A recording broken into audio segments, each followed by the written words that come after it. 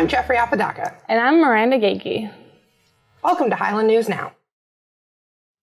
We start with this week's Campus Retro with former Highland student Isaac Ashe. Back on February 28th, Ashe was sworn in as a police officer with the Beloit Police Department.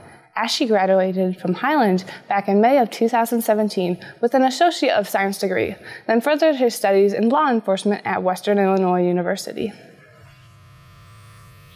Over in the Upward Bound program, they've officially hired a new coordinator in Patrick Jackson. We spoke with Jackson when talking about what his vision to help improve the program was. I'm changing a lot of stuff as far as communication with the parents, the basic community.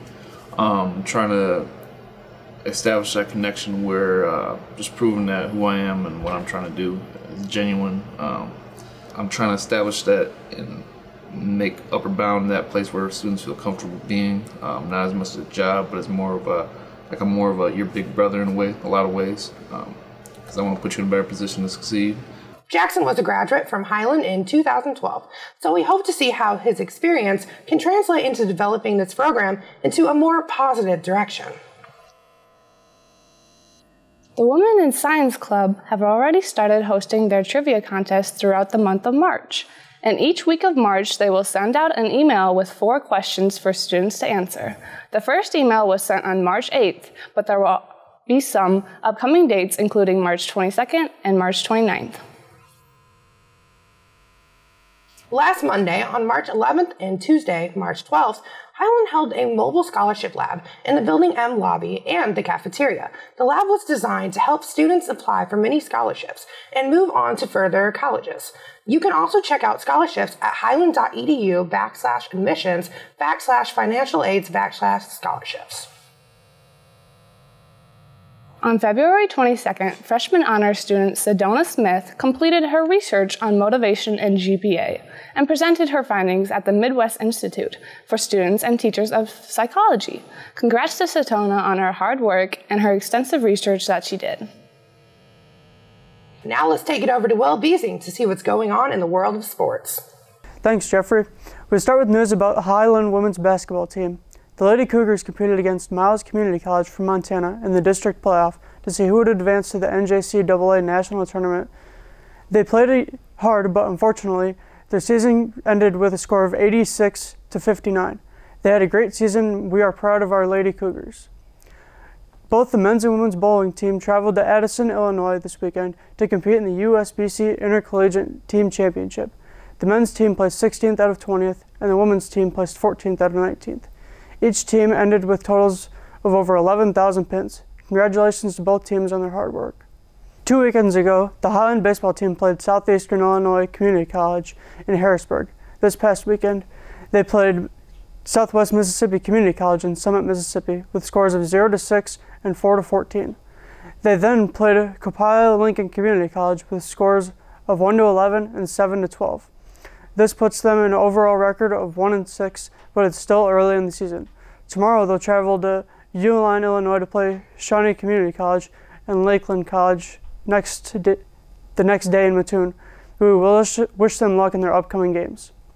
After spring break, the Lady Cougar softball players will have their first game on Tuesday, March 26th against DuPage in Glen Ellen, Illinois. Here's to wishing them a great start to their regular season. Moving over to the NFL, the Antonio Brown debate has been settled. Brown was traded from the Pittsburgh Steelers to the Oakland Raiders in exchange for Oakland's 3rd and 5th round picks in this year's upcoming draft. Brown received a new contract from the Raiders, which is priced at $50 million over a 3-year period. Just a few nights ago, Odell Beckham Jr. of the New York Giants was traded to the Cleveland Browns. The Giants will receive a 1st and 3rd round draft picks, as well as safety Jabril Peppers. Even though the free agency period just started, there have been plenty of moves already around the league. We start with the deal where Le'Veon Bell ended up finding a home with the New York Jets. The deal is over a 4-year period, at just over $52 million. Another deal took place where Nick Foles agreed to a deal with the Jaguars, Landon Collins signed with the Redskins, C.J. Mosley signed with the Jets on a 5-year deal, the Chiefs plan to sign Tyrann Mathieu, Deshaun Jackson was traded back to the Philadelphia Eagles, and finally the Packers made a few moves by agreeing to deals with Za'Darius Smith, Preston Smith, and Adrian Amos. The top free agents that are still looking for places to play include Justin Houston, Ndamukong Suh, Ziggy Ansah, and Jadeveon Clowney, so only time will tell where these players will play, and many more will eventually land. The MLB spring training is well underway. The Blue Jays, Braves, and Yankees top the Grapefruit League. Sitting atop the Cactus League are the Padres, Cubs, and Chiefs. The San Diego Padres are the top team so far, and the Cactus League is seeing more wins to losses overall so far. Over in the NBA, the Eastern Conference is still topped by the Milwaukee Bucks and Toronto Raptors, while the Golden State Warriors and Denver Nuggets still top the Western Conference. The NCAA March Madness will be upon us this week, with top-ranked teams still being the Gonzaga Bulldogs, Virginia Cavaliers, North Carolina Tar Heels, Kentucky Wildcats, and the Duke Blue Devils. Over in the NHL, the Flyers forward Jacob Voracek has been suspended for 2 games as a result of his interference penalty against Islanders defenseman Johnny Boychuk back on Saturday. Meanwhile, the Vancouver Canucks have signed defenseman Quinn Hughes to a 3-year contract. The 19-year-old previously competed with the University of Michigan in the IIHF World Junior Championships. I'm Will Biesing, and this has been another sports update. Now let's go over to our spotlight on the Highland softball team.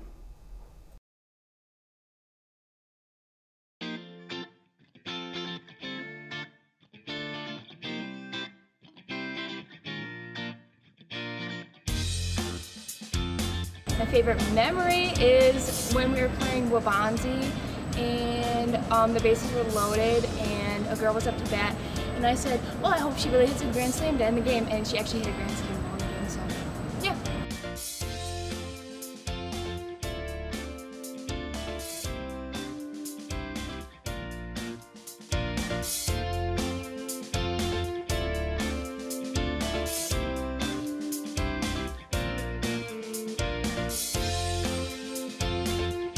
So advice that I would give is to make sure you have a healthy balance between your academics and your sporting, because you're here to get an education first and play softball second.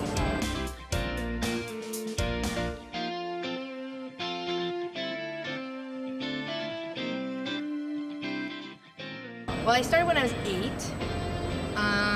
and then ever since then I just kept playing. So I guess softball has kind of just been in my life the entire time. So I like how you get different things to happen every game. It's never the same. So that's my favorite part about it.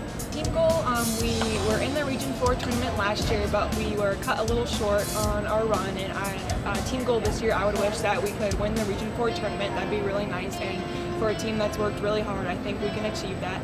And a personal goal, I would like to definitely up my batting average, and as well as help the team as well.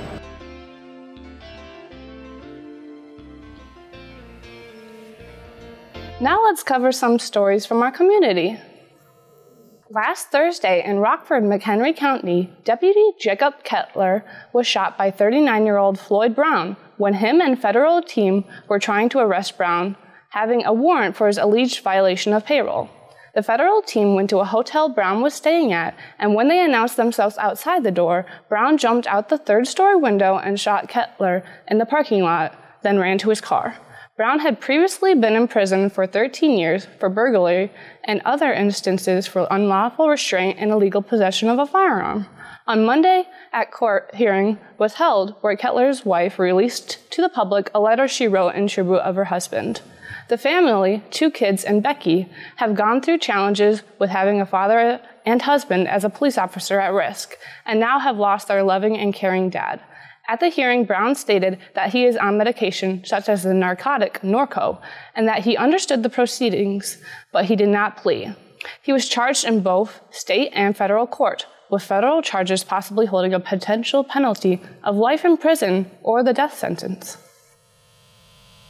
The 3rd annual Freeport St. Paddy's Day pub crawl will be held on March 16th, this Saturday, and is said to be the biggest year so far, with 17 scheduled bar stops. The event starts at 11 a.m. at Logan's Bar and Grill, and registration will be open till 1 p.m. The event costs $10 if paid in advance, or $15 at the door. This price includes a themed koozie as well as rides to each stop. These stops include Mort's Bar and Grill, Logan's, Pub 219, This Is It Eatery, the Wagner House, Horizon Liquors, Elks Logs, Eagles Club, and many others. There will be prizes for 3 random participants. The first place winning $1,000 in cash, second place winning $500, and third winning a local gift basket. For those that are able to, go out and have fun this Saturday and help support the community, as funding will go to local nonprofits. Also this Saturday, the 16th, Galena is holding the 5th annual Classic Sasquatch Shuffle at 9 a.m. at the Eagle Ridge Nordic Center. The activity includes both a 2K and 5K snowshoe race. Snowshoe rentals are available if needed and cost $10 per pair with advance reservation. Packet pickup is from 8 a.m. to 8:45 a.m. before the race. There will be hats and scarves sold at the race and prizes for competitors. For questions, contact Colby Holdren at kholdren@gmail.com or call 815-776-5034. The community is preparing for flooding predicted for this upcoming week due to snow melting and upcoming showers.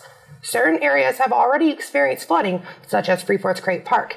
It is forecasted for Stevenson County to have up to 16 feet of water on Sunday evening. Make sure to follow safety guidelines for floods and do not walk or drive through flood waters. In Ogle County, a train derailment occurred near Pines Road crossing on Saturday, the 23rd of February, around 10 p.m.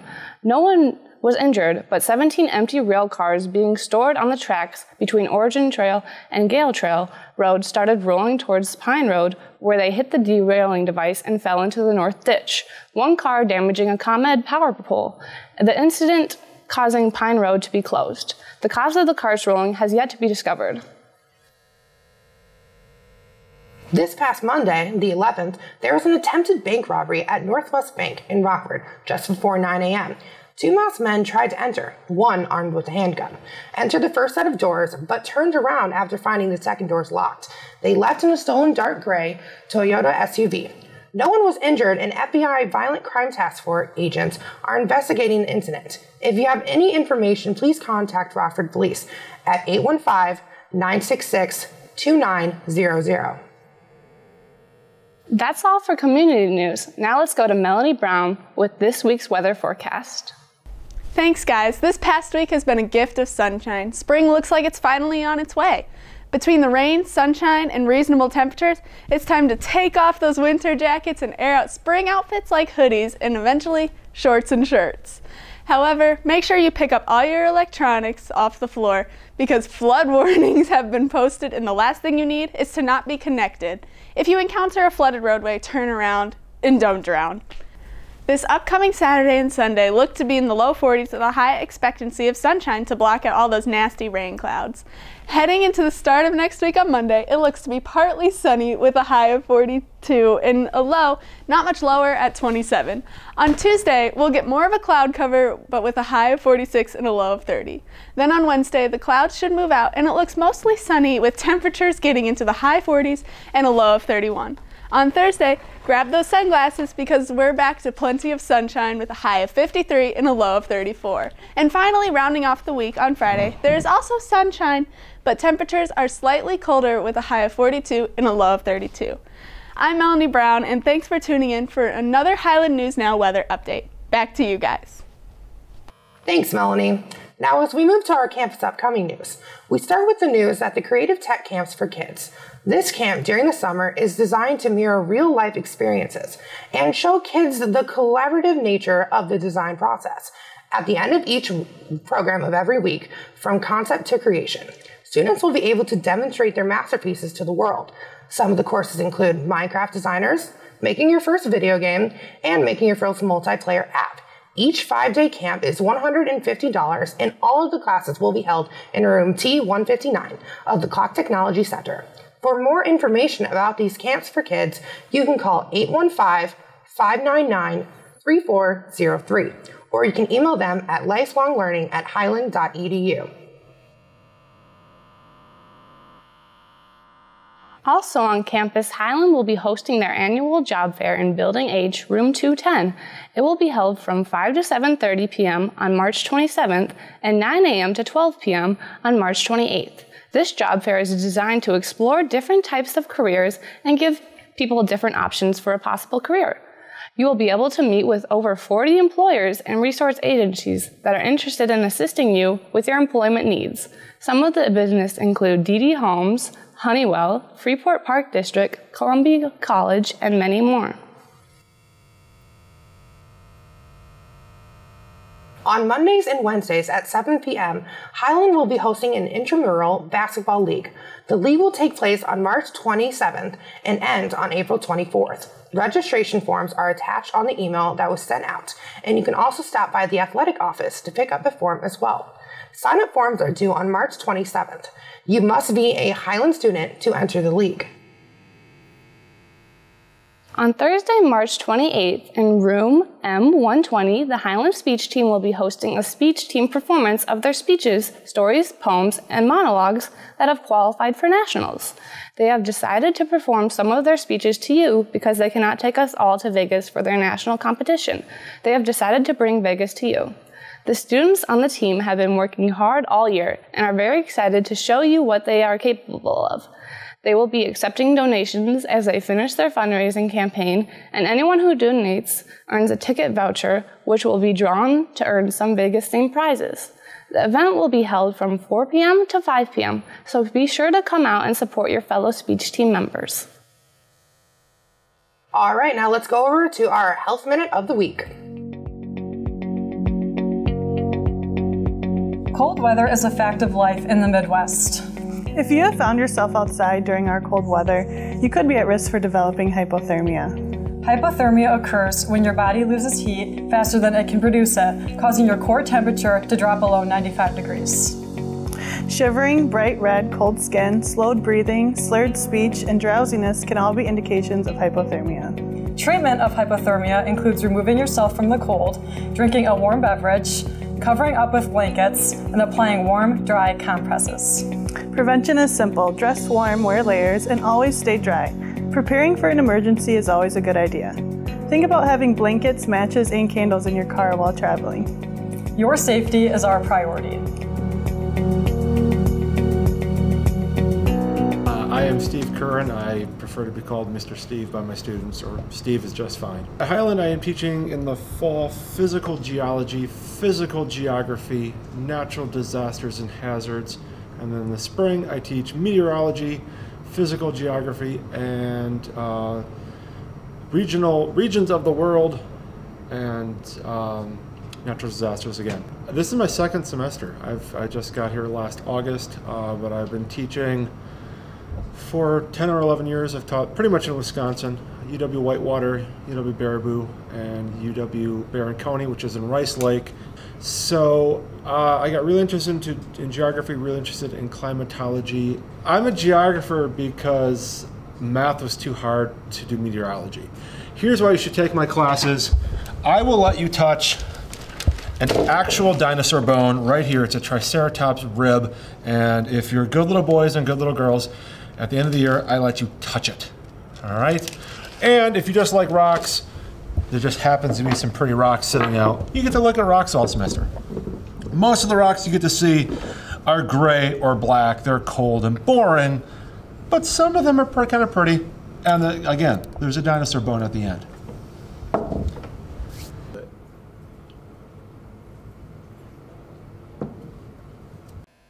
In national news, everyone made sure to change their clocks for daylight savings.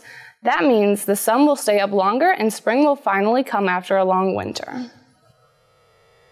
President Donald Trump recently spoke at a conservative political action conference in Maryland. In one of his longest and wide-ranging speeches as president, he went after both Democrats and Republicans and announced he will be signing an executive order for universities to support free speech.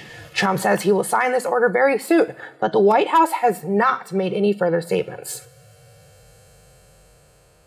A woman's arm was gashed open by a young jaguar after she crossed a concrete barrier to try and take a selfie with it at an Arizona zoo.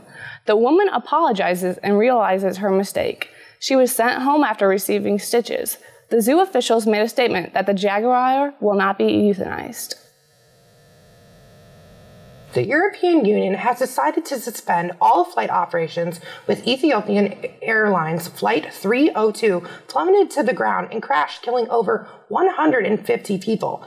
The airline pilot told air traffic control that they were having flight control problems. The decision to postpone flights with the European Union will affect travel throughout European territory. A California family is upset after a robotic machine delivered the sad end of life news to a 78-year-old man. His family, confused and frustrated, went public and sparked controversy for the California hospital. The robot communicated to the man that they have run out of effective treatments. His family found that news should be given by a human, not a robot. A diver in South Africa survived almost being swallowed by a whale. He was snorkeling when he came face to face with a bride's whale. He was engulfed head first when he believed the whale realized that it could not swallow him, so the whale spit him out, and the man was safe. That is all that we have for national news today. Thank you for tuning into this episode of Highland News Now. I'm Jeffrey Apodaca. And I'm Miranda Gakey.